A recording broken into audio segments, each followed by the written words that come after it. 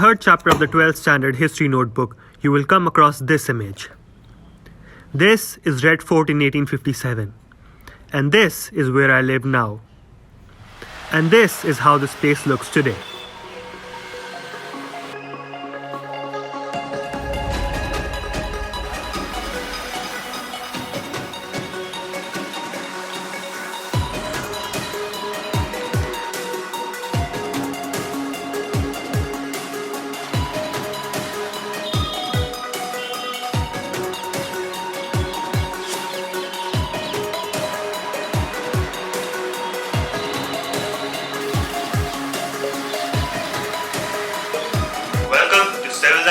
Delhi. In the year 1803, the British defeated the Marathas in the Battle of Patparganj and took control over Delhi. It was then that the civil lines was established as a British enclave north of the walls of Shahjahanabad, which is now called Old Delhi. Later, it also became a British cantonment, and in the year 1828, the Flagstaff Tower was erected as a signalling tower on top of the Delhi Ridge. Back then, there was no forest here, and you could have seen Old Delhi from top of this tower.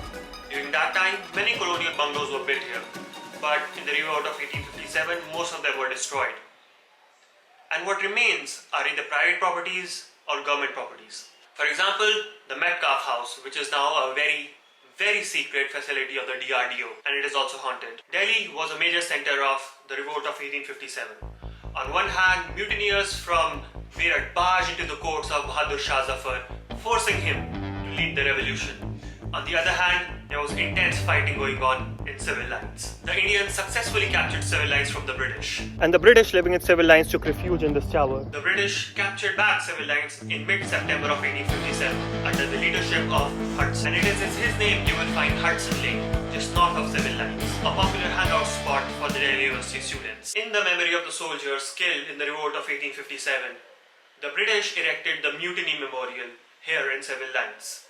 Okay, so I really wanted to show you the Victory Tower from up there, but it is closed due to coronavirus, and the guard was asking for a donation, as the British would like to say, and that is totally unacceptable. So here's how the Victory Tower looks from down below.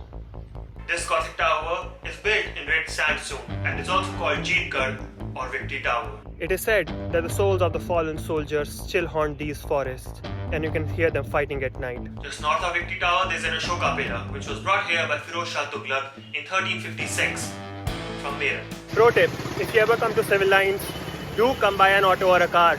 Otherwise, you'll have to walk up a lot of hills. In the year 1911, the British changed their capital from Kolkata to Delhi. And while the Lutyens Delhi was being built, civil lines became the capital of the colonial India. But that story is for another video. Thank you, ladies and gentlemen, for watching. I'll see you soon. Side note, the first British to live in civil lines was a surgeon named Dr. Ludlow, and his home was called Ludlow Castle. Ludlow Castle no longer exists today, and instead there is a school here, but the area is still called Ludlow Castle.